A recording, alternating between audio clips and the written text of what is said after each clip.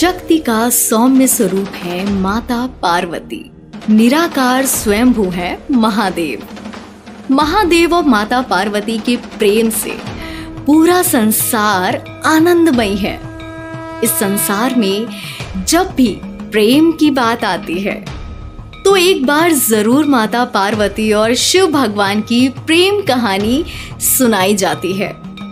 शिव ही पार्वती है और पार्वती ही शिव हैं। इनका अर्धनारीश्वर रूप ही प्रेम का प्रतीक है। माँ पार्वती जिनका जन्म पर्वतराज हिमालय और मैना देवी के घर उत्तराखंड के चमोली जिले में हुआ था। वहीं देवों के देव महादेव अनादि हैं, जो कि कैलाश पर्वत पर वास करते हैं। माता पार्वती आदि शक्ति होने के बाद भी शिव भगवान का प्यार पाने के लिए घोर तपस्या की थी, जो कि महादेव पशुपति हैं, यानी कि हर जीव जंतु के देवता। इसके बावजूद भी दोनों की प्यार की घनिष्ठता उतनी ही गहरी है, जो कि अतुलनीय है। और तुलना भी कैसे की जाए, वो तो देवों के देव महादेव हैं, जो कि सृष्टि प्रक्रिया का आदि स्रोत है। भोले ओ शंकर भोले, मनवा का भी ना डोले, नस-नस में जो तू बसा है।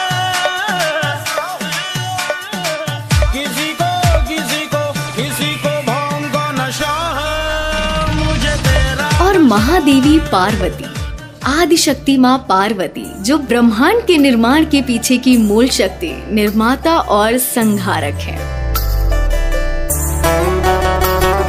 दोनों की प्रेम कहानी का साक्ष्य महाशिवरात्रि का पर्व है। और ये पर्व माता पार्वती और महादेव के मिलन के रूप में मनाई जाती है। और इस बात से उनका हर भक्त परिचित है। भोले बाबा तेरी क्या ही बात है, भोले शंकरा तेरी क्या ही बात है। दूर महाशिवरात्रि के दिन ही माता पार्वती और शिव जी का विवाह संपन्न हुआ था। और इसी उपलक्ष्य में बड़ी ही धूमधाम से महाशिवरात्रि का ये पर्व मनाया जाता है। सज रहे भोले बाबा निराले दूल्हे में, सजे रहे भोले बाबा निराले दूल्हे। लेकिन इस बात से बहुत कम ही लोग परिचित हैं कि इस महामिलन के पहले कितनी तपस्या और कितने जन्म माता पार्वती को लेना पड़ा था, तब जाकर भोले शंकर और पार्वती माता का विवाह हुआ था। तो आज हम ग्रंथ और गाथा में इसी कथा पर प्रकाश डालेंगे।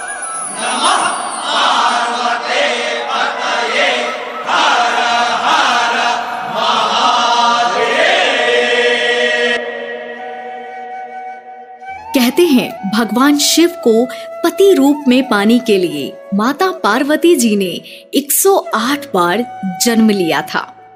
जब पार्वती के रूप में उनका जन्म हुआ तो वो राजा पर्वतराज की बेटी बनी और एक राजकुमारी के रूप में उनका विवाह भी राजा से होना चाहिए था। लेकिन पुराणों के अनुसार नारद जी ने पार्वती को जब भगवान शिव के बारे में बताया तो वो जंगल में उन्हें पाने के लिए घोर तपस्या करने लगे। जगदीश सुधीश भवेश विभो परमेश परात्पर पूत पिता प्रणतम पतितम हत बुद्धि बलम जनदारण तारयता पितकम। पार्वती जी को किशोरावस्था से ही शिव जी से प्रेम हो गया था। वो शिव के रंग में पूरे तरीके से रंग चुकी थी। अज्ञानियों को शिव जी जहां अघोरी दिखते थे, वहीं माता पार्वती को उनकी दिव्य दृष्टि से ये ज्ञान था कि वो सकल सृष्टि के स्वामी हैं। जब माता पार्वती ने शिव को पति स्वरूप में पाना चाहा, तब उनका एक ही मंत्र था कि तपस्या या मेहनत तब तक करनी है जब तक सफलता ना मिल जाए।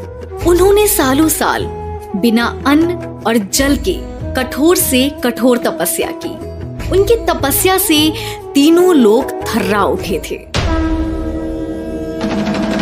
भगवान शिव ने सप्तऋषियों से माता पार्वती को समझाने के लिए भी भेजा, लेकिन उनके दृढ़ निश्चय के सामने उन्होंने भी हार मान ली थी।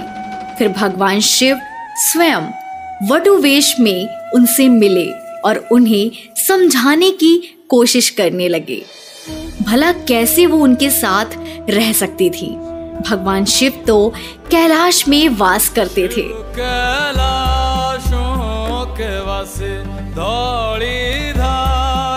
उनके पास न धरा थी न आकाश। ऐसे में पार्वती जी ने किसी की ना सुनी और अपनी तपस्या में विलीन रही। एक दिन भगवान शिव ने हार मान ली और माता पार्वती के साथ विवाह करने के लिए तैयार हो गए। जब शिव और पार्वती का विवाह होने वाला था तो एक बड़ी ही सुंदर घटना हुई। उनकी शादी बहुत भव्य हो रही थी। इससे पहले ऐसा विवाह कभी नहीं हुआ था। शिव, जो दुनिया के सबसे तेजस्वी प्राणी थे, एक दूसरे प्राणी को अपने जीवन का हिस्सा बनाने वाले थे।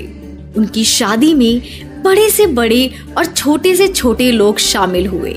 सभी देवतागण तो मौजूद ही थे, साथ ही साथ असुर भी पहुंचे। आमतौर पर जहां देवता जाते थे वहां असुर जाने से मना कर देते थे, और जहां असुर जाते थे वहां देवता नहीं जाते थे। लेकिन भगवान शिव की शादी में असुर, देवता, दैत्य, दानव, भूत, पिशाच, अघोरी सभी थे। भूतों की लेके टोली चले हैं ससुराल, शिव भोले जी दिगंबर हो बैल पे सवार। महादेव और पार्वती के विवाह का मुहूर्त सप्त ऋषियों ने निकाला। विवाह के शुभ दिन शिव जी बारात लेकर पर्वतराज हिमालय के घर पहुंचे। भोलेनाथ बैल पर सवार थे। उनके एक हाथ में त्रिशूल और दूसरे हाथ में डमरू था। जब ये अनोखी बारात पार्वती जी के द्वार पहुंची, सभी देवता हैरान रह गए। वहां खड़ी महिलाएं भी डर कर भाग गईं। भगवान शिव को इस विचित्र रूप में देखकर पार्वती जी की मां मैना देवी उन्हें स्वीकार नहीं कर पाई और उन्होंने अपनी बेटी का हाथ देने से मना कर दिया। स्थितियां बिगड़ती देखकर पार्वती जी ने शिव जी से प्रार्थना की कि वो उनके रीति रिवाजों के मुताबिक तैयार होकर के आए।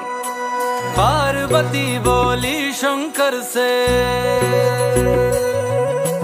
पार्वती बोली शंकर से, सुनिए भोलेनाथ जी, रहना है हर एक जन्म में मुझे तुम्हारे साथ जी। वचन दीजिए ना छोड़ेंगे कभी हमारा हाथ जी, ओ भोलेनाथ जी। शिव जी ने उनकी प्रार्थना को स्वीकार किया और सभी देवताओं को संदेश भेजा कि वो उनको खूबसूरत रूप से तैयार करें। ये सुनकर सभी देवता हरकत में आ गए और उन्हें तैयार करने में जुट गए। भगवान शिव को दैवीय जल से नहलाया गया और रेशम के फूलों से सजाया गया।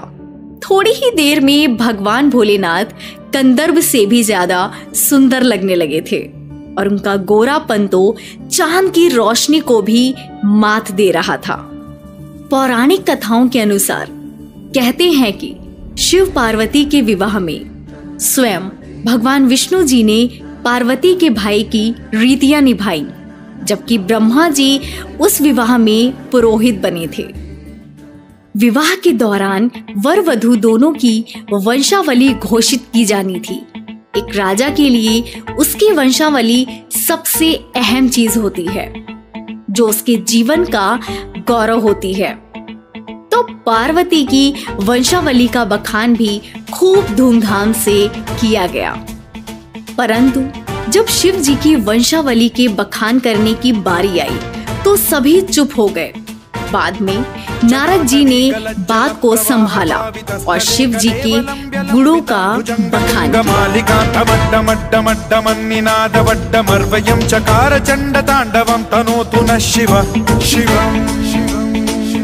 पार्वती जी के माता पिता संतुष्ट हुए और विवाह का कार्यक्रम प्रारंभ हुआ और इसी तरह सभी देवतागण, दैत्य, दानव, मानव के साक्ष्य में माता पार्वती और भोले बाबा ने एक दूसरे को वरमाला पहनाई और सारी रीति रिवाजों के अनुसार पवित्र अग्नि के सामने उनका विवाह संपन्न हुआ।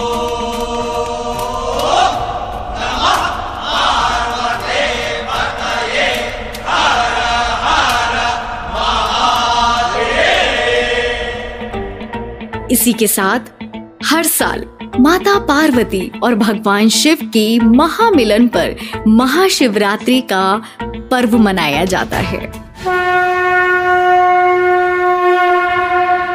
ऐसे और भी आध्यात्मिक कथा और तथ्यों को सुनने के लिए सुनते रहें रेडियो बूस्ट पर ग्रंथ और गाथा।